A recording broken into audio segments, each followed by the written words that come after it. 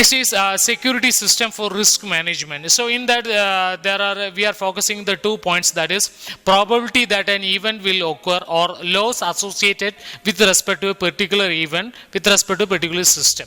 So in that first point is that is event occur with respect to during a particular software development or when the software is developed.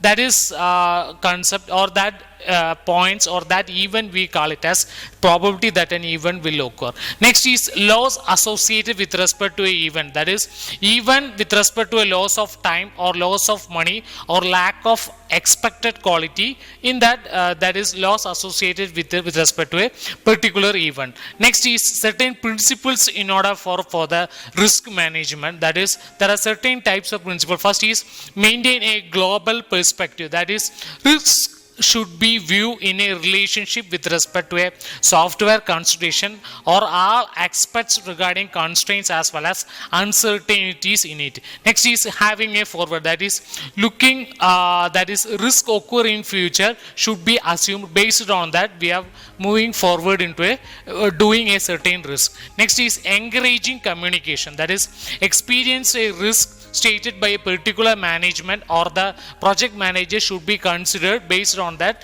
in order for the proper communication is needed. Next is developing a shared software visions, that is project manager and the team member should communicate, should able to view the software risk in order for communicating the basic objective, such as developing the quality software as well as preventing the various unnecessary loss that is occurring in a software. Next is encouraging the teamwork, that is skills and knowledge of every person should be involved in risk management in order to combine with respect to risk related activities to be performed.